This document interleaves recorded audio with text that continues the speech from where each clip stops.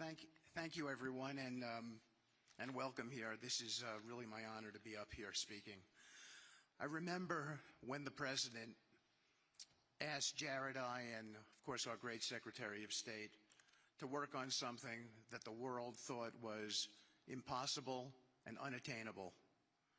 But the President, on this peace deal for Gaza, as on all other deals we work on his behalf, said we had to try. And of course, we were inspired by that. We have achieved a peace deal in Gaza. We have brought the hostages home, all of the bodies except for one, and we will bring that body home too. And maybe most importantly, we have created a sense of hope for what the future can bring in Gaza and all other places where the board of peace will operate. And I am so honored, Mr. President, to have worked on this on your behalf. I'd like to thank some people here who are here with us tonight who have done so much, done indispensable work to bring this deal together. Sheikh Mohammed, my good friend from Qatar, and Ali Al-Tawadi, Hakan, Fidan, and Ibrahim, General Hassan, and Foreign Minister Badr Abdulati, and of course, President Sisi, and Prime Minister Netanyahu, former Special Envoy Ron Dermer, and Michael Eisenberg for all that they did. I would also like to thank our core working group and members of the Board of Peace who have been working nonstop on behalf of this incredible, noble effort, around the clock for months on end, sacrificing time with their families and their own personal lives because they believe in the mission and the vision that the President has set out for us. I'd also like to thank, those people include Tony Blair, Yakir Gabay, Josh Grunbaum, Aryeh Lightstone, Laron Tonkman, Admiral Cooper, General Frank, and I probably have forgotten some along the way. And then, perhaps most importantly, I want to thank our administration. We have an incredible team. It's amazing to work for this administration. I think you see the results that we get on behalf of the President because he inspires us so much. So I'd like to thank the Vice President of the United States, J.D. Vance, for all of his help and guidance, our Treasury Secretary, of course, the Secretary of State, who we work hand in glove with, and a special thanks to our Chief of Staff, Susie Wiles, who is always available to us for consultation, for steering, and for all else that she does. Thank you.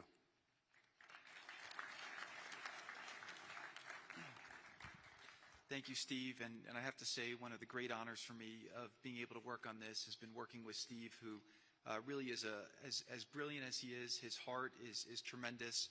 He's a lot of fun to be with, and even in some of these, very difficult moments where we didn't think things were happening, working together really was an amazing treat. I'm going to go now today just through a couple quick slides just to show you the progress that's been made in the last couple months. It was just over 100 days ago that we got the final deal done, and everyone was celebrating and joyous about the hostages coming home and the end to this long war that nobody thought was possible. And Steve and I were panicking, saying, what do we do next? How do you implement peace? And as you guys know, peace is a different deal than a business deal because you're changing a mindset. And in Israel, there was 2 years of very intense war. For the people in Gaza, there was more than just 2 years of war. They had 20 years of hopelessness, being ruled by a terrorist organization. For the people in the Middle East, their hearts were pulled by this. And throughout the entire world, it really was weighing on us. And so we needed to think about, what do we do next? How do we change the habits? How do we change the behaviors? And we really got to work right away. And the team that Steve thanked, including the White House team and the team, the volunteers, it's really been an incredible effort, very entrepreneurial. And we really did it in the way. I've been working now with President Trump for 10 years on politics. And what continues to amaze me is that he always takes a first principles approach and says, what's the most optimal outcome? Aim for that. Whereas politicians are always focused on the downside or what could go wrong or how to make it a little bit better. He always says, aim for the best possible and do your best to get there. And if everyone thinks it's impossible, that's even more reason why you should aim for it. And so really thank you for the leadership and the inspiration for doing this. And I think you'll see today we've achieved more than thought was possible, and our ambition is still to go for something, I think, better than most people think is possible as well.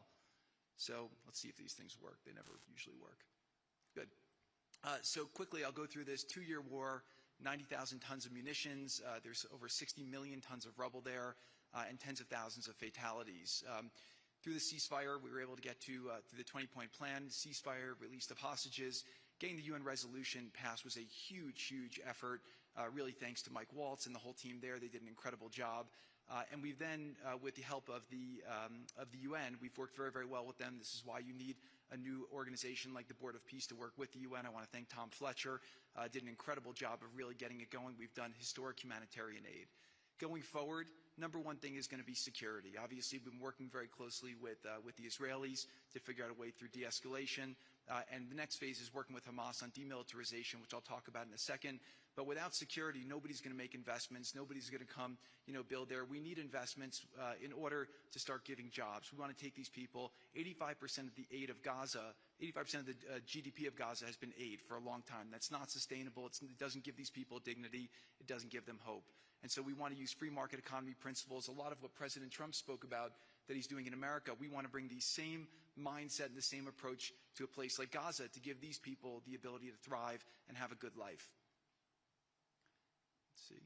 So on the aid, I mentioned the UN. So now people are talking about famine. 100% of the food needs are met, and that's been overabundance. The cost of goods have gone down tremendously. Over 55,000 trucks have gone in, and over 1.4 million pallets. And it's been the largest humanitarian effort done into a war zone that anyone's been able to tell us about. This really has been a great joint effort that everyone's been able to do, and so it's a great thing. We all just heard from Ali. We have been so impressed. Steve and I were speaking to him and the entire committee. Such bravery of these people to step up, and we've worked with the Palestinian Authority, who's been helping us as well. But this committee is the first time it's a technocratic, apolitical committee. I really want to thank the Arab partners for helping us select the right people to do this, and we just need to believe in them and support them.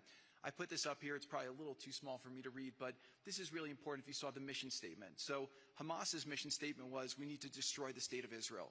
That has not worked well for the people, as we've seen. Their mission statement is, we are committed to establishing security, restoring the essential services that form the bedrock of human dignity, such electricity, water, healthcare, and education, as well as cultivating a society rooted in peace, democracy, and justice, operating with the highest standards of integrity, transparency. So these are the basic things. Their goal is to have peace and to help their people, which is an obvious mission statement for a government, but actually fairly novel for Gaza. So we did a master plan. We brought in, I thank you, Kir Gabay, who's one of the most successful real estate developers and brilliant people I know. He's volunteered to do this, not for profit, really because of his heart. He wants to do this. And we've developed ways to redevelop Gaza. Gaza, as President Trump's been saying, has amazing potential, and this is for the people of Gaza, and we've developed it into zones. In the beginning, we were toying with the idea of saying, let's build a free zone, and then we have a Hamas zone. And then we said, you know what, let's just plan for catastrophic success. Hamas signed a deal to demilitarize. That is what we are going to enforce. People ask us what our plan B is. We do not have a plan B. We have a plan. We signed an agreement. We are all committed to making that agreement work. There's a master plan. We'll be doing it in phasing. In the Middle East, they build cities like this in 2-3 million people. They build this in 3 years. And so stuff like this is very doable if we make it happen. Rafah will start with. This will show a lot of workforce housing. We think this could be done in 2-3 years. We've already started removing the rubble and doing some of the demolition. And then New Gaza. It could be a hope. It could be a destination, have a lot of industry, and really be a place that the people there can thrive, have great employment. Once this starts going, we think there should be 100% full employment and opportunity for everybody there. And we have a lot of data on what can be, but we think that this really gives the Gazan people an opportunity to live their aspirations. But it all starts with security, and it all starts with governance. Final note I'll just say on the Board of Peace, which is that all the lessons we're doing is we're basically studying the best practices from all over the world, and we're watching who does education the best, who does healthcare delivery the best. All of these things it's not secret IP. All this is IP that the Board of Peace is going to make public, and we want to encourage all the countries to be able to follow these best practices. A lot of the things that President Trump is doing in America, if they're working, we should all be copying them. If we find what's working in other countries, we should be copying them too. And so what the Board of Peace will have the ability to do if we're successful with Gaza is really show how do you do peace implementation, which is something that when we got this deal done, we didn't really find too much expertise or know-how on how to do it. So as we're creating this system, hopefully it's something that we can just document these learnings and make them available to all else who want to use them in the future. So demilitarization, this is something we're starting now that we have a new government in Gaza. This government will be working with Hamas on the demilitarization to really take the principles that were agreed to in the document to the next phase, and hopefully that will be successful. Without that, we can't rebuild. So if Hamas does not demilitarize, that will be what holds back Gaza and the people of Gaza from achieving their aspiration, and that's very important. So the next 100 days, we're going to continue to just be heads down and focused on making sure this is implemented. We continue to be focused on humanitarian aid, humanitarian shelter, but then creating the conditions to move forward. So thank you. Final point I'll just make is this is really only possible because of the work of so many people and President Trump's great leadership. But a lot of you have been asking, how can we help? So the countries have all been incredibly generous. We'll be doing the first conference where we'll announce a lot of the contributions that will be made in a couple weeks in Washington. From the private sector, there'll be amazing investment opportunities. I know it's a little risky to be investing in a place like this, but we need you to come, take faith, invest in the people, try to be a part of it. And then finally, I'll just talk to people on the media and on the social media, which is this deal only happened because we worked with Israel, we worked with Turkey, we worked with Qatar, we worked with Saudi, we worked with Egypt. I mean, everyone worked together. We worked with UAE. We all worked together to make this happen. I see a lot of people trying to escalate, criticizing Israel or Israelis criticizing Turkey or Qatar. Just calm down for 30 days. I think that the war's over. Let's do our best to try working together. Our goal here is peace between Israel and the Palestinian people. Everyone wants to live peacefully. Everyone wants to live with dignity. Let's put our efforts towards promoting those who are doing the work to build this up, like Ali and his committee. Let's focus on the positive stories, and let's just calm down, turn a new chapter, and if we believe that peace is possible, then peace really can be possible. So we're going to continue to work every day. We need all of your help to do it. And again, I just really want to thank President Trump for his leadership in doing this. This would not have been possible without your commitment to this. Everyone thought it was impossible to end this war. You never gave up. You never stopped. Every time there was a setback, you told us to try harder. You gave us different ideas. And we've made several impossible things happen just in Gaza to date, and there's no reason why we shouldn't be able to make even more impossible things happen. So really thank you for your amazing leadership.